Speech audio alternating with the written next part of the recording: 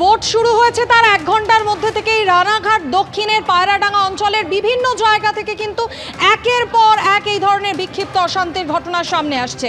একদিকে বিজেপি এজেন্টের বাড়ি ভাঙচুরের ঘটনা, বিজেপি কর্মীদের উপর হামলার ঘটনা, অন্যদিকে আপনাদের দেখাবো পায়রাডাঙ্গা পঞ্চায়েতের 2 নম্বর পঞ্চায়েত এলাকায় প্রীতিনগর এলাকা, সেখানেও কিন্তু তৃণমূল আশ্রিত দুষ্কৃতীদের বিরুদ্ধে হামলার অভিযোগ সামনে এসেছে।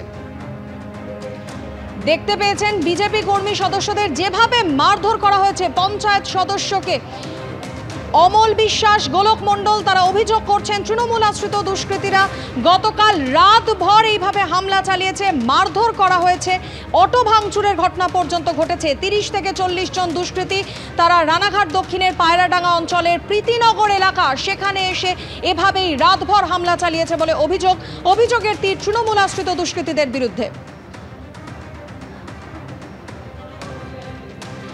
একের পর এক জায়গা আপনারা দেখতে পাচ্ছেন বিক্ষিপ্ত অশান্তির ছবি সামনে আসছে। যদিও তৃণমূল প্রার্থী মুকুটমণি অধিকারী তিনি বলছেন হামলা চালিয়েছে বিজেপি আশ্রিত দুষ্কৃতীরাই। বিজেপি এজেন্টের বাড়ির ছবি, বাড়ি ভাঙচুরের ছবি, সিসি ক্যামেরা ভাঙচুরের ছবি দেখিয়েছিলাম, আর এবার দেখতে পাচ্ছেন বিজেপির পঞ্চায়েত সদস্যকে যেভাবে বেধড়ক মারধর করা হয়েছে।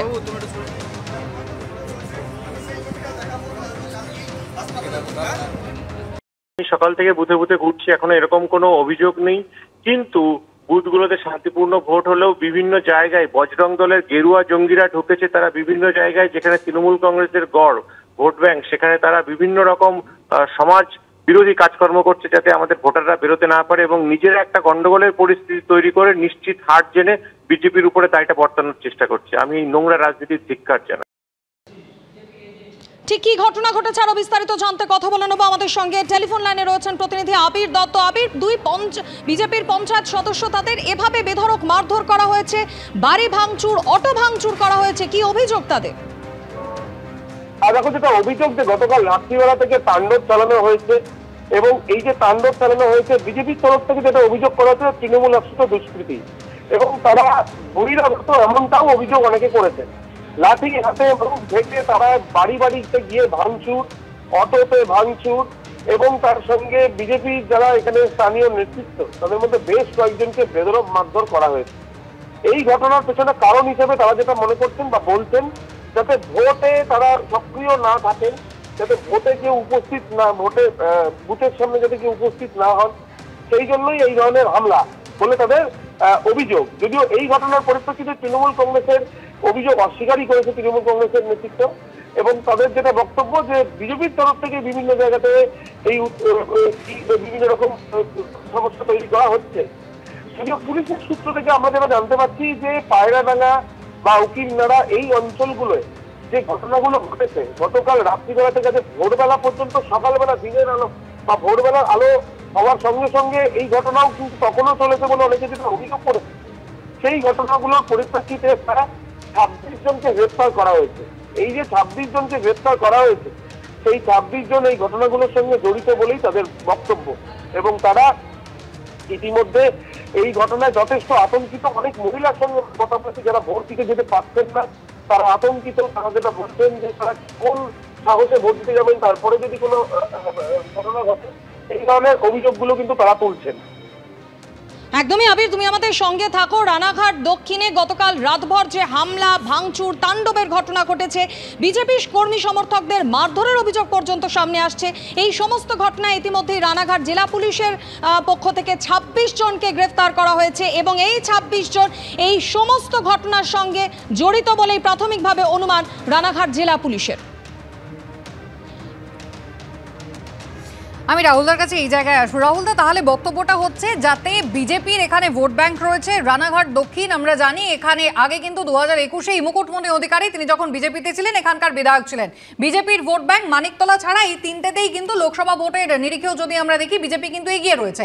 তাহলে সেখানে এই বিজেপি কর্মীদের বাড়িতে বেছে বেছে হামলা, বেছে বেছে হুমকি, বলা হচ্ছে ভোট দিতে গেলে প্রাণ নেওয়া হবে, অর্থাৎ কোথাও একটা তৃণমূল মরিয়া হয়ে রয়েছে রানাঘাট দক্ষিণ, তাদের পেতেই হবে। এখানে আমি একটা জিনিস যোগ করতে চাইবো, রাজ্যের বিরোধী দলনেতা শুভেন্দু অধিকারী কিছুদিন আগেই আমরা দেখলাম রানাঘাট দক্ষিণ এবং বাগদা জিততে নাকি মরিয়া তৃণমূল কংগ্রেস। তিনি বলেছেন পার্থ ভৌমিকের সঙ্গে এবং রাজীব বন্দ্যোপাধ্যায়ের সঙ্গে মমতা বন্দ্যোপাধ্যায় নাকি বৈঠক করেছেন, এবং এসপিকে নাকি নির্দেশ দেওয়া হয়েছে আসন দুটো জয়ের জন্য।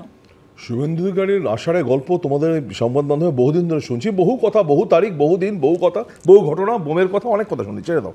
আমার যেটা বক্তব্য, তুমি যেটা বললেন এক্ষুনি যে সব করা বিজেপি এগিয়ে আছে, এই ভদ্রমহিলা অত্যন্ত অভিপ্রেত ঘটনা, এটা আমি সমর্থন করার কোনো জায়গায় নেই, কিন্তু যে ভদ্রমহিলা তার কনফিডেন্স দেখলে, তিনি বললেন আমি যাবো, আমি ভোটে বসবো, ভয়ের কিছু নেই, ভয়ের কোনো কারণ নেই, আমি কি বুথের জন্য কাজ করবো, তার মানে তার কনফিডেন্স আছে, তার মানে তিনি জানেন আসলে কালার পেছনে আছে এবং জানেন এর পেছনে কারা করছে।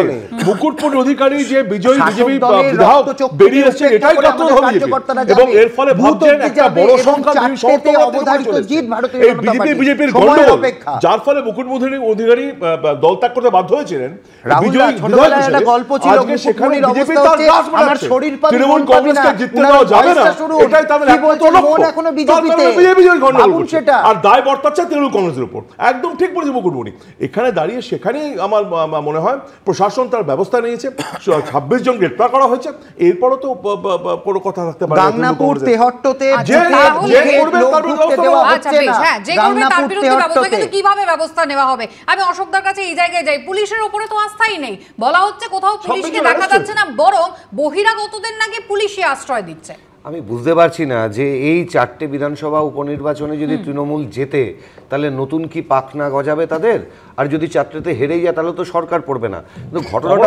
কিন্তু ঘটনাটা অন্য জায়গায় কুসুমিতা। এই যে রায়গঞ্জের প্রার্থী কৃষ্ণ কল্যাণী কিংবা বিজেপির মানস ঘোষ, আচ্ছা এখানে মুকুটমণি, আচ্ছা আবার এই ধরুন এই কল্যাণ চৌবে যে প্রস্তাব পাঠিয়েছে কুণাল ঘোষকে, এই পুরো ব্যাপারটা হজবরল হয়ে যাচ্ছে না? কখনো তো আপনাদের মতন পেশাদার সাংবাদিক যারা গুলিয়ে ফেলছে, সে মনে আছে তোমার নাম কি টকাই, তোমার বাবার নাম কি টকাই, তোমার মায়ের নাম কি টকাই, তোমার জেঠুর নাম কি টকাই, এই গোষ্ঠী শুধু টকাই হয় নাকি, মিথ্যে কথা বলছে, না না আমার নাম বিস্কুট। এই যখন টকাইরা ধরা পড়ে যাচ্ছে তখন কেউ বলছে আমি বিজেপি, কখন তৃণমূল। স্বয়ং মুকুটমণির যে বিবৃতি এইমাত্র আমরা শুনলাম, উনি বলছেন যে বিজেপির উপর দায় চাপানো হচ্ছে, মানে উনি নিজে গুলিয়ে ফেলেছেন।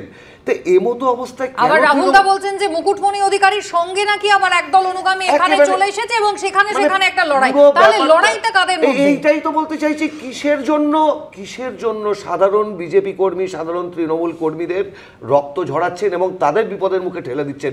এক ভয়ঙ্কর একেবারে রক্ত ঝরার কথা আপনি বললেন। এবং রানাঘাট দক্ষিণে এবার কিন্তু গুলি চালানোর অভিযোগ উঠল শাসক দলের বিরুদ্ধে। গুলি চলল রানাঘাট দক্ষিণে, সকাল থেকে একটা বিধানসভা উপনির্বাচন আর তাকে কেন্দ্র করে একাধিক গন্ডগোল। মাত্র 4টে জায়গায় হচ্ছে বিধানসভা উপনির্বাচন, তার মধ্যে রানাঘাট দক্ষিণ একেবারে দিনের শুরুতেই রক্ত ঝরার সেই ছবি আপনারা দেখতে পাচ্ছেন। গুলি চলার মতো ঘটনা ঘটেছে।